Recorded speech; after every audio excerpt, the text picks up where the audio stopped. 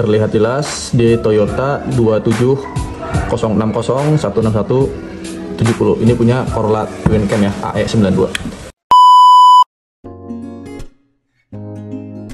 Hai bre, selamat datang di channel Trinity Box. Channel ini akan mengubah alur konten ya, yang tadinya alur cerita menjadi seputar teknik, hobi teknik.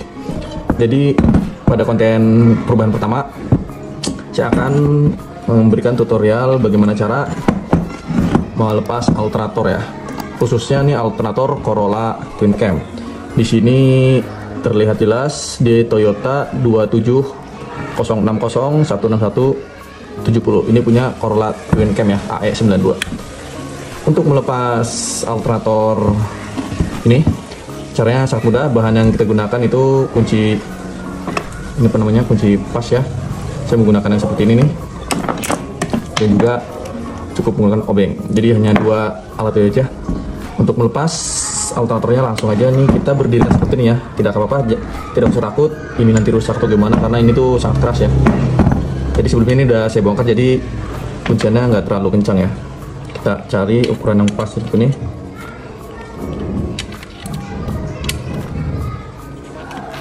Nah, jika sudah pas, mari kita buka ya. Ini kebetulan sudah longgar, jadi saya mudah bukanya. Di sini hanya ada 3 baut. Kalian tinggal pas saja bautnya. Jika sudah terlepas seperti ini, tinggal kalian tarik. Jadi dia tinggal tarik aja ya.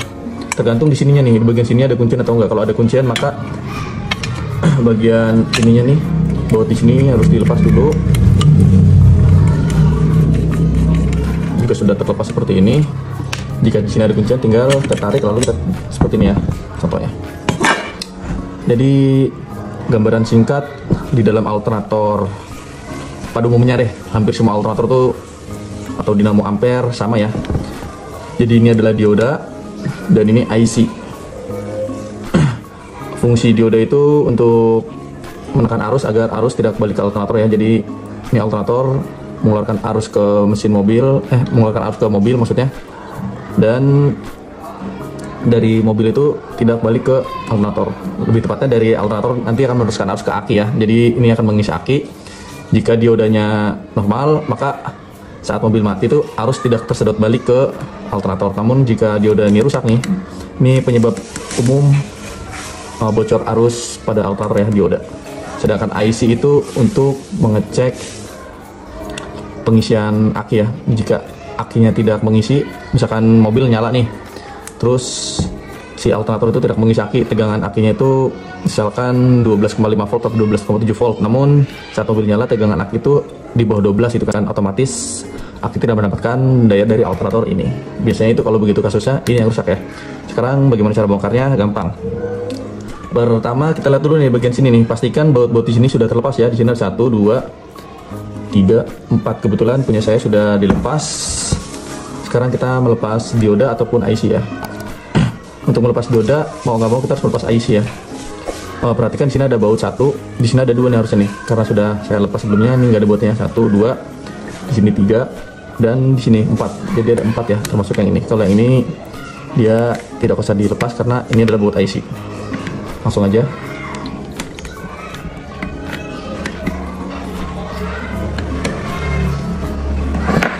Ini sebelumnya sudah saya kendorkan ya untuk mempermudah lepasan. Jika pertama kali lepas biasanya agak keras di bagian sini dan sini, biasanya bautnya panjang ya seperti ini.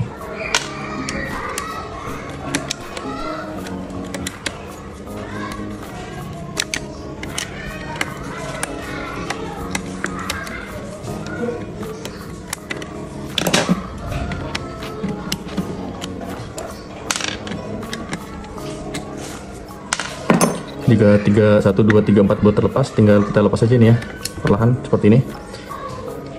Ini tuh dia baut untuk ini nih, apa sih namanya, arang alternator deh. Jadi kalau dilepas boleh, nggak dilepas pun nggak masalah ya. Jadi dia nanti seperti ini. Dan untuk melepas diodanya itu setelah baut tadi terlepas, ini tinggal kita angkat ke atas aja perlahan-lahan, maka dioda terlepas ya, seperti ini. Jadi sangat mudah sekali untuk melepas dioda dan IC pada alternator atau dinamo ampere Corolla Twin Cam. Penampakannya akan seperti ini ya. Dan jika ingin memasang kembali harus diperhatikan urutannya. Pertama kita memasang dioda terlebih dahulu ya. Di sini kan ada 3 baut penyangga, kita paskan dengan 3 baut penyangga. Di sini juga dioda. Nah, kita lihat dioda ini dulu. Ini dioda rusak ya, karena alternator ini sebelumnya itu yang punya mobil tuh mencucinya gitu kan. Jadi dia tidak tahu bahwa alternator itu tidak boleh terkena air atau disiram air, sehingga terlihat di sini ya. Ini seperti bekas hijau-hijau tuh, kayak ciri-ciri besi terkena air ya. Kadang berkarat, kadang timbul seperti ini nih, kayak reaksi antara air terkena besi yang mengandung listrik gitu. Cara masangnya mudah, tinggal kita kembalikan seperti tadi nih. Kita paskan.